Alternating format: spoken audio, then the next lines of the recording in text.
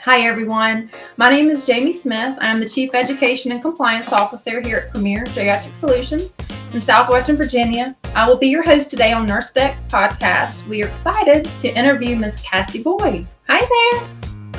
Hi, Jamie. Such a pleasure to be here. Love Nurse Deck. So very excited to be a part of everything today. Yeah, thank you for being here. Excited to interview you. So can you tell us, how did you fall into nursing? Tell us about your journey and what made you decide to go into nursing. So I think I have a similar story that a lot of people can probably resonate with. When I was young, I come from both a blended and split family. So I have 3 sisters, 2 of whom I grew up with. One sister is on my biological father's side. My youngest sister that I grew up with was diagnosed with leukemia when she was 3. So as a result, she spent a lot of time at Children's Hospital in Milwaukee. We are in the Wisconsin area. And seeing how other people could help her and the effect that these nurses had on being able to help my sister feel better, help my entire family to feel better, that really impacted me greatly. And so from that moment on, I knew that I wanted to be a nurse. So I actually started working in healthcare when I was in high school. My high school offered a conjunction program with a local technical college. So I joined a health youth apprenticeship program. I actually still have the pin from that. I just recently refound that little lost treasure. So I took the health youth apprenticeship course and I became a CNA. I started the course at age 15. They let me in because during that time frame, I would meet the 16-year-old requirement that you had to meet in order to sit for your certification. And so I have been off and on working in healthcare ever since. So that is going into, my gosh, I'm going to be 38. So you can do the math on that. A lot of years of working in healthcare. And I love it. I love it. That's wonderful. So you got into nursing because your sister diagnosed with leukemia at 3 years old. Children's Hospital, you saw the reports, you had it with the nurses, the impact nurses made, and that ultimately inspired you to want to be a nurse. But you started out as a CNA, is that right? Absolutely, yes. Mm-hmm. So tell us, what leads you to become a nurse coach? Tell us about your journey, the significant trauma you had, and how it changed your life. So it has been a journey for sure. So throughout the time that I've been a nurse, which has been over a decade now, I have explored multiple avenues of nursing, and I've tried a little bit of this, a little bit of that, a little bit of everything. And I never found something that 100% was like, this is it. This is where I belong. This is exactly what I am meant to do. So I continued my exploration and I stumbled upon nurse coaching just this past year. And as I continued to research it and reach out and develop relationships with other women who were in that same facet, the more it appealed to me. And then I discovered that not only could I be a nurse coach where I could have full control over who I worked with, I could also develop my own program. And the second I learned about that, I just felt like this is it. This is what I have been destined to do. So I do have a very significant trauma history. I come from a family where my mother is diagnosed as bipolar, but likely has some other mental health issues. And that has had an impact on me from as early on as I can remember. There's some other fairly significant traumas that I have gone through in my life, including mental, verbal, emotional, some physical abuse. I was actually molested by a family friend at age 11. And that had a huge impact on my life. It completely changed the trajectory of my life the moment that that event occurred. And so it's been a journey. It's been a path. And when I learned that I could develop my own program and that I could choose how I wanted to help others and impact their lives, I knew immediately what my program was going to be about. And I knew immediately that I was going to focus on helping others to heal from trauma. When I tell people facets of my life story, people they're like, how are you the way that you are now? How have you gotten to this point in life? And you're not, a drug addict or an alcoholic or something like that. A lot of people are shocked to learn of the things that I've gone through, and I'm proud of that. People always ask the question, if you could go back and you could change things that have happened to you in your life, would you? And I can honestly say with 100% certainty, I would not change anything, because everything that has happened to me has gotten me to where I am right now. And I am incredibly happy and proud of the person that I have become, despite the odds really being stacked against me. And I'm now in a position where I can help other people in such a powerful and impactful way that it's just so soul serving. It just feeds my soul to see the impact that what I've created has on the people that I work with. It's amazing. It's an incredible feeling. I feel like everybody should go out and be a nurse coach now.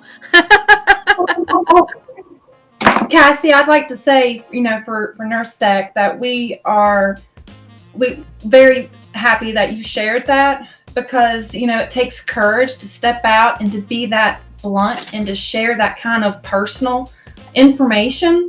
You mentioned your mom with mental health. I think you heard you say bipolar, and then you yourself went through mental, verbal, physical. You said you were molested at the age of 11. To be able to share that, and you made the comment, like, why didn't you turn into drugs or alcohol with that type of trauma? You're able to turn that story around, and because you went through that, and you're able to help others with trauma. You're able to impact others in their lives. And like you said, it's soul serving, and you can see the impact that you have by able to be a nurse coach. So, wow, thank you for sharing that. Yeah, absolutely. Absolutely. I think it's super important to be open and honest about the trials and tribulations that I've gone through. It's no secret. When I brought up issues with drugs and alcohol in my youth, I did have those issues, and that's part of the impact and the story and the assistance that I can now offer others who are in a position where they're struggling with those things. There's so many different things that have happened and so many different things that I've been through that I can relate to people in a way that a lot of other people can't. So other modalities, therapists, counselors, what have you, they likely have not been through a lot of the same things that I have and can't connect with their clients on the same level that I can. So that's why I think it's so important to talk about these things and to be open and honest about it. Yeah, you beat me to it. I was going to say, with your prior your trials, your tribulation, everything you've went through, you're able to connect and have a rapport with others who've had similar stories, because you get it. You've been there. You relate. So, Cassie, tell us about your passion and what keeps you motivated. So first and foremost, I would say the clients, and watching these people get these amazing results from this thing that I developed that came out of such a dark place in my life. That is so incredibly soul serving and so incredibly amazing to watch other people have these moments of recognition and to just progress to a place that they've never been able to be before. So I have worked with clients in a variety of age groups. I've worked with both male and female clients. It is a little bit harder, I think, to connect on the same level with a male client as it is with a female.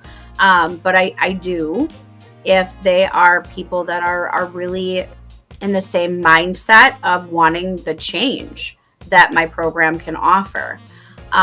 So that is the most important, or the first motivator for me. And secondly is my daughters. So I want them to see that anything that you dream, you can go out and do.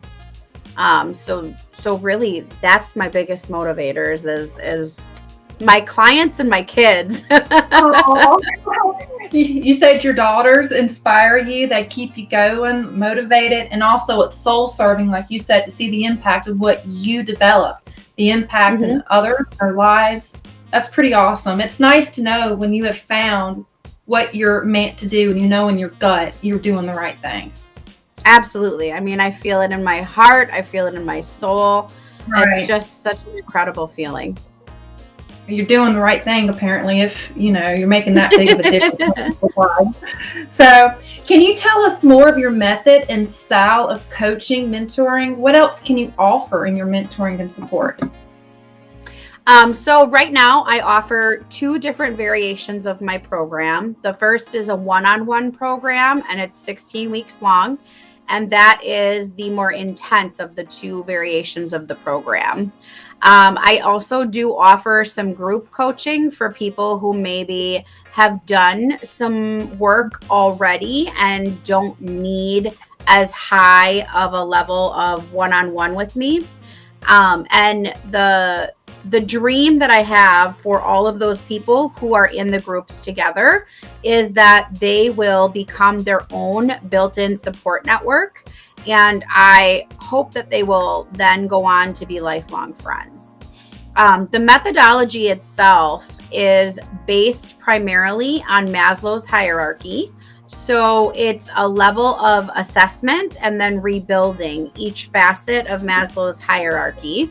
There's also a conjunctive piece with the ACEs pyramid. So if you're familiar with the ACE testing, adverse childhood events, there's a large portion of that goes into the assessment piece, and that helps me determine how I'm going to build out each individual's program. So there's a lot that goes into building each client's program. A lot of assessing, which as nurses, we're all very used to doing a lot of. So assess and rebuild. That's what I do. That's awesome. Did I hear you right? The 2 variations is one-on-one for 16 weeks. Is that right? Correct. The one-on-one program is 16 weeks, and then the group coaching is a 90-day program. Wow. And then in this coming year, I hope to offer some self-study courses as well on various topics. I don't have that up and running as of yet, but that's something that I'm looking to be able to offer people this next year. Well, this year now. That's awesome. Thank you for all this that you're doing for other people. I mean, just imagine the impact you've made, because you can have that connection, you get it. And then to have 90-day group coaching, that's awesome. It's huge. So, go ahead. I was just saying, it's like, I don't want to seem like I'm bragging, but it's just, it's a very incredible feeling to be right where you need to be and to know that you are right where you need to be. I think it's awesome. I do. Thank you. Yeah. What is Imperfectly Perfect Coaching all about? So Imperfectly Perfect Coaching means a lot to me in both the title and the logo. There was a lot that went into the development of the business name as well as the logo. The imperfectly perfect is because I want everyone out there to realize that everyone is perfect already in your own way. Your life can change. You can apply these techniques and these tactics to your life to improve your lifestyle and to create that ripple effect. But at the end of the day, your core self, you already are perfect. You are imperfectly perfect. And so that's what I want everybody that works with me to realize. And even people that don't work with me, I just want people in general to realize in the core of yourself, no matter where you are in life, no matter what trials and tribulations you're currently going through, you already are an imperfectly perfect person yourself. So that's where that comes from. And then the logo that goes along with it has a lot of different facets that have different meanings for me. So one of the biggest pieces of the logo is an oak tree. Oak trees stand for stability and strength, which is something that obviously I have had to develop through all of the things that I've been through. And people that work with me develop a very solid and firm foundation. That again relates back to Maslow's hierarchy and the rebuilding and assessment and rebuilding. And then there is ivy that's included in the logo, and it's English ivy, which is considered to be kind of an indestructible type of plant. And that was included for that very reason, because I want people to realize that no matter what happens to you, no matter what you go through, you're also indestructible because you're here. You're working with me. You're doing the things that you need to do. You're taking the steps that you need to take in order to move forward. So you're right where you need to be.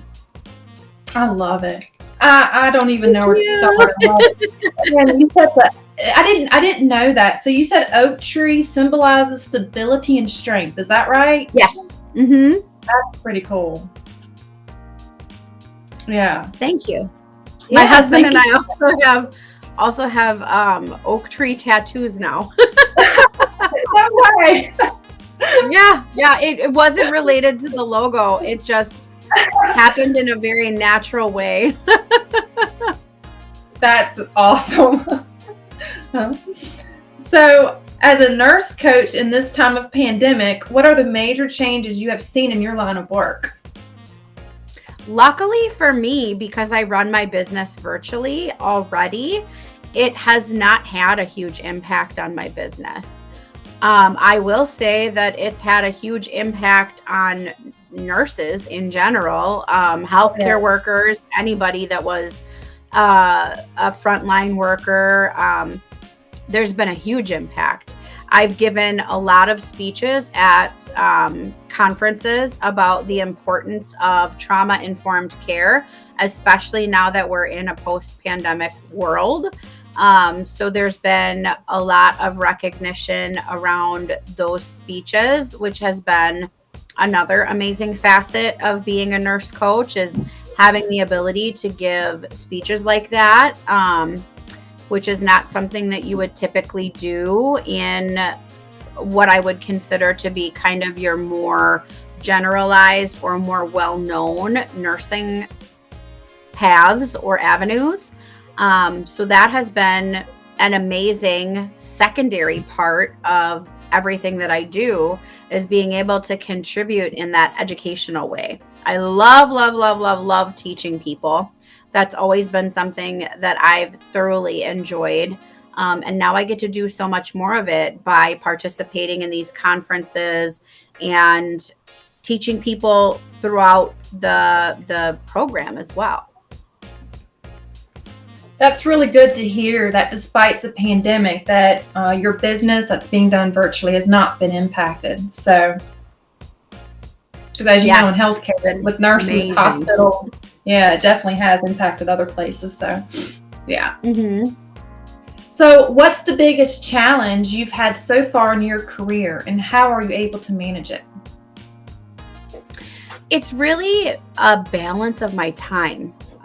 So when you start to get this influx of people recognizing you and wanting you to participate in these different things, as well as different clients wanting to work with you, and having a family, it's learning how to balance out, okay, how many clients can I take on each month and be able to devote the time that they all deserve. So that really fluctuates from month to month, and it's based on the other clients that I'm working with and what level of support do those clients need compared to the level of support these new people that I might be onboarding will need. So you have to be very rigid and structured and know what you can handle so that you're not taking on a client and then you can't serve them in the way that they deserve. That is crucial to me. Right. So I'm very, very cognizant of how many clients I'll take on each month. Sounds like you are very busy. Is this your full-time gig? Like your full-time? Not yet. It will be. I also do have another job currently.